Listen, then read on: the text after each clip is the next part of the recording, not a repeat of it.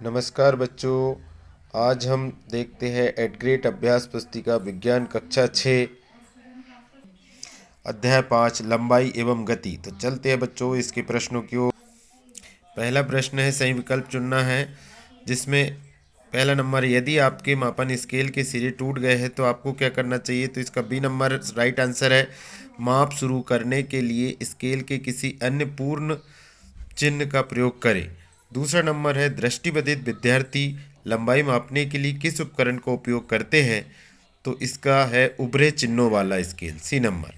फिर तीसरा है, एक घुमावदार रेखा को मापने के लिए धागे का उपयोग करने के बाद आपको आगे क्या करना चाहिए।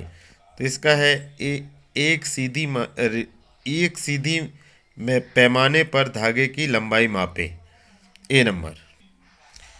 फिर है चौथा, आप और आपके मित्र कबड्डी कोर्ट के लिए रेखाएं कैसे खींचेंगे। तो संदर्भ बिंदु का उपयोग करके, डी नंबर राइट है। पांचवा है, जब हम चलती बस में होते हैं और बस के अन्य यात्रियों को देखते हैं तो हम उनकी गति के बारे में क्या निष्कर्ष निकालते हैं। तो इसका बी नंबर, वे आराम कर रहे हैं। छठवां है, गणतंत्र दिवस आयोजन के समय छात्रों ने विद्यालय की सजावट के लिए विद्युत बल्बों की एक लड़ी लगाई। उन्होंने लड़ी की आवश्यकता लंबाई को मापन निम्न में से किसकी सहायता से किया होगा। तो इसका सही आंसर है लचीले मापन फीते, बी नंबर।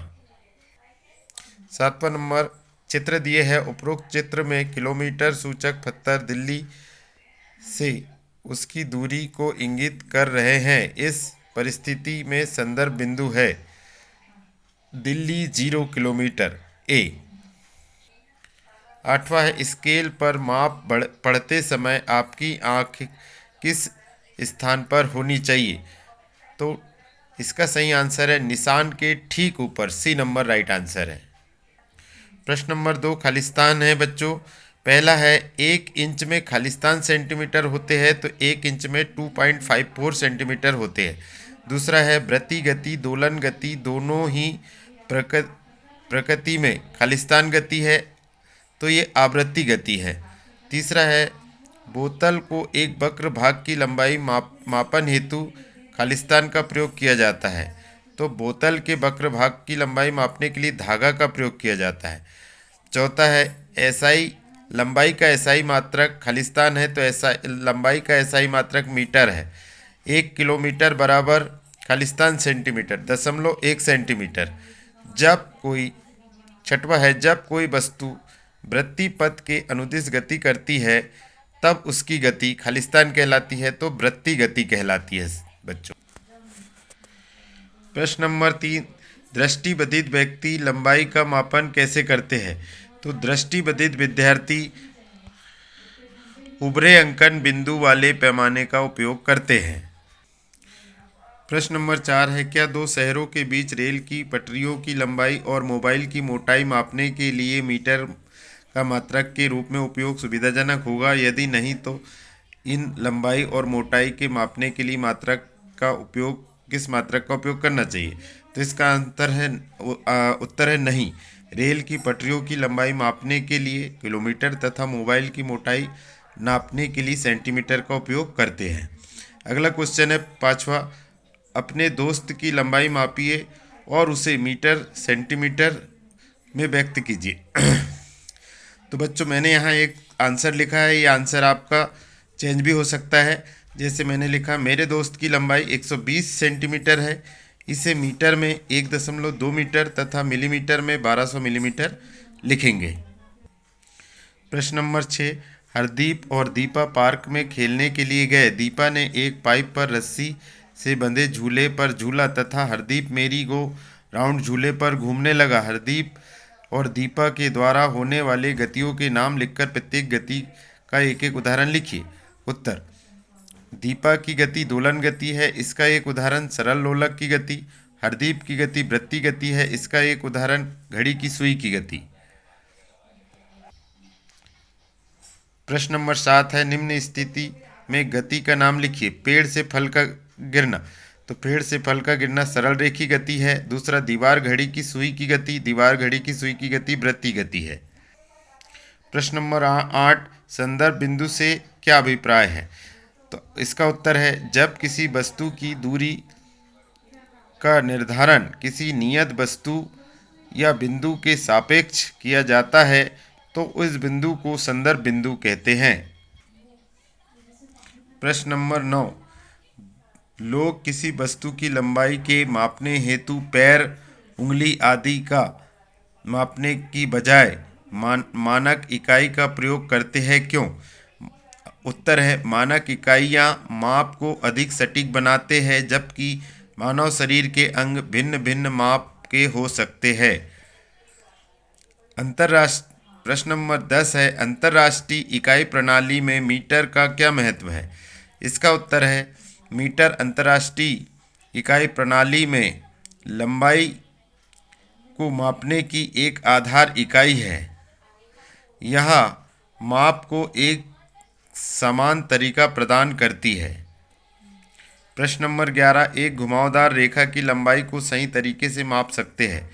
तो इसका उत्तर है, लचीले मापन फीते या धागे का उपयोग कर मापा जा सकता है। प्रश्न नंबर 12 है, निम्न को मापने की इकाई लिखिए। दिल्ली और लखनऊ के बीच की दूरी मापने के लिए किलोमीटर। दूसरा है, सिक्के की मोटाई मापने के लिए मिलीमीटर का उपयोग। तीसरा है, रबड़ की लंबाई सेंटीमीटर और स्कूल मैदान की लंबाई मीटर।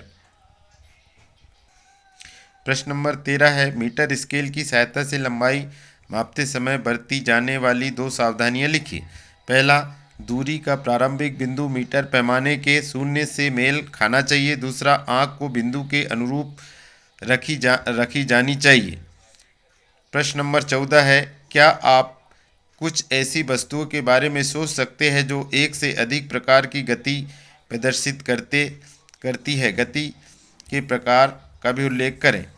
हाँ, किसी साइकिल या मोटर की गति, रेखी गति और उनके पहियों में घूर्णन गति होती है। दूसरा है, झूलता हुआ लोलक दोलन गति तथा एक वृत्त में भी घूमता है, तो वृत्तीय गति। प्रश्न नंबर 15, वस्तुओं की परिधि मापने के लिए लचीले मापन वाले फीते को क्यों पसंद किया जाता है? तो उत्तर है, क्योंकि फीते का लचीलापन परिधि का सही एवं सटीक माप सकता है। इसे गोल वस्तुओं की माप कुशलतापूर्वक की जा सकती है। प्रश्न नंबर 16, जब आप अपने और अपने दोस्त के हाथों की लंबाई की तुलना करते हैं तो आप आपके दोस्त के परिणाम के बारे में क्या पाते हैं? तो हम अपने दोस्त के परिणाम पाते हैं कि दोनों के हाथों की लंबाई में भिन्नता है। मेरे हाथ मेरे मित्र के हाथों से अधिक लंबे हैं। आप अपने मित्रों के हाथ छोटे बड़े हो सकते हैं, आप अपने अनुसार से भी लिख सकते हैं। प्रश्न नंबर 17 है, जब कोई वस्तु दिशा बदले बिना सीधी रेखा में चलती है तो उसे किस प्रकार की गति कहते हैं? इस गति के 2 उदाहरण लिखिए। तो इसे सरल रेखी गति कहते हैं और उदाहरण है, फल का वृक्ष से नीचे गिरना और किसी भारी बक्से को धकेलना। प्रश्न नंबर 18 है, आपके चारों ओर की विभिन्न वस्तुओं को ध्यान दीजिए। कुछ वस्तुओं की लंबाई को मिलीमीटर में, कुछ को सेंटीमीटर में और कुछ को मीटर में व्याप्त करना आसान होता है। प्रत्येक श्रेणी में 3-3 वस्तु की सूची एवं तालिका में लिखिए। पहला है मिलीमीटर में क्या माप सकते हैं? मोबाइल की मोटाई, मोबाइल, पुस्तक और माइका सीट की मोटाई माप सकते हैं। फिर दूसरा है सेंटीमीटर, तो सेंटीमीटर से पेन, टीवी या नोटबुक की लंबाई माप सकते हैं। तीसरा है मीटर से कपड़ा, कमरा, इमारत की लंबाई माप सकते हैं। अब प्रश्न नंबर 19 है, 3 छात्र ने अपनी कक्षा की लंबाई मापी और अपने माप बताए। उनके माप के मान अलग अलग थे। उनके माप में अंतर के संभावित कारण क्या हो सकते हैं? तो बच्चों, प्रश्न नंबर 19 का उत्तर देखते हैं। चलिए, तो प्रश्न नंबर 19 है, 3 छात्रों ने अपनी कक्षा की लंबाई मापी और अपने माप बताए। उनके मापों में मान अलग अलग थे, उनके मापों में अंतर संभावित कारण।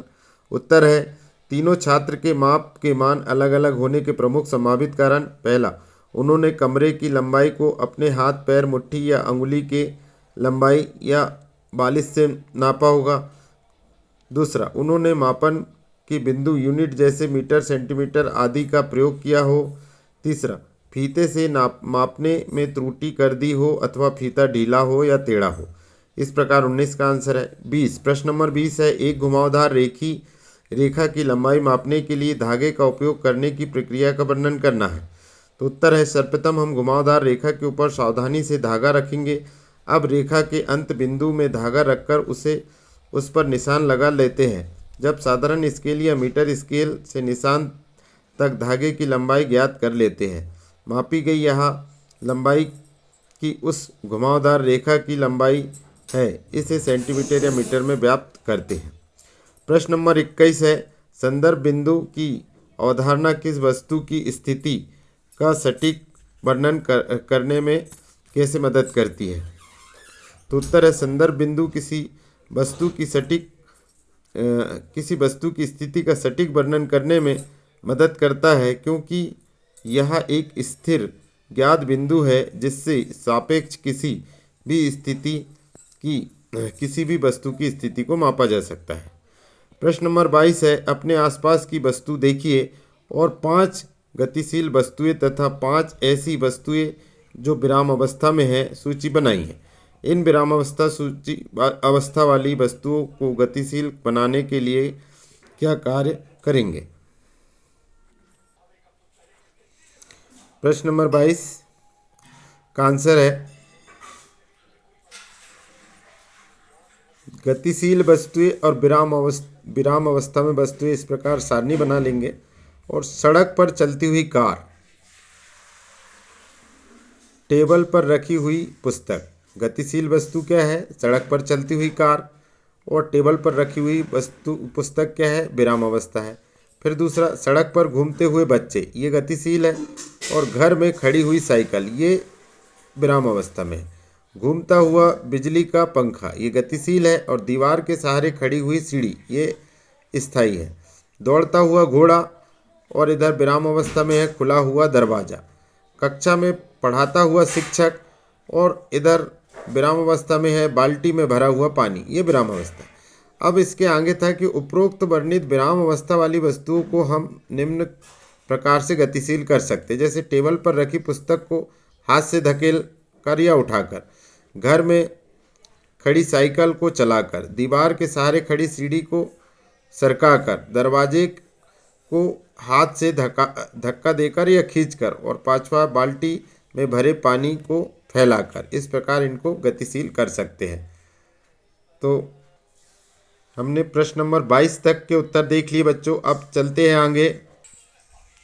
अब इसके आगे एक प्रोजेक्ट कार्य दिया है। प्रोजेक्ट कार्य नंबर 1, आपके परिवेश में अपने वृत्ति गति एवं दोलन गति होते हुए कहाँ कहाँ देखी है, प्रत्येक के 5-5 उदाहरण लिखिए। तो बच्चों, यहाँ ये पूरा आंसर लिखा हुआ है, आप इसको अपनी यहाँ से देखकर अपनी 8th ग्रेड की पुस्तक में लिखें बच्चों। जैसे वृत्ति गति के उदाहरण है, धागे के एक सिरे पर रबड़ या आलू बांधकर दूसरे सिरे को हाथ से पकड़कर गोल गोल घुमाना, है ना। दूसरा है, दीवार पर टंगी घड़ी की सुई की गति, साइकिल के पहिए का घूमना, किसी कार के एक वृत्ताकार पथ पर घूमना, चक्री वाले झूले की ओर गोल गोल घूमना, दोलन गति किसी पेंडुलम की गति, मंकी बार पर झूलते हुए खिलाड़ी की गति, झूले पर झूलते हुए किसी बालक की गति, संगीत वाद्य यंत्र के तारों के कंपन की गति, पार्क में सीसॉ झूले पर झूलते हुए बालक ऊपर नीचे गति। ये प्रोजेक्ट नंबर 1।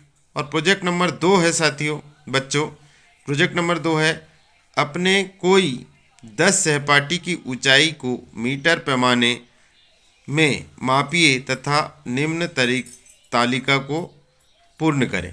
तो ये प्रोजेक्ट नंबर 2 की ये तालिका है, इस तालिका को अच्छे से देख लें। इसमें 10 बच्चों की जानकारी भरे हैं हमने, उसे आप चेंज कर सकते हैं, आपके दोस्तों की दूसरी तालिका बना सकते हैं, इस तालिका को भी अपनी कॉपी में लिख सकते हैं बच्चों। तो ठीक है बच्चों, आज हमने देखा एट ग्रेड अभ्यास पुस्तिका विज्ञान कक्षा 6 अध्याय 5। तो मिलते हैं बच्चों अगले अध्याय अगले वीडियो में। तब तक के लिए जय हिंद बच्चों। चैनल को लाइक एवं सब्सक्राइब करें बच्चों, ताकि मैं और भी नए नए पूरे पाठों के विश्लेषण सहित हल एट ग्रेड हल को लेकर आऊँ बच्चों। जय हिंद बच्चों।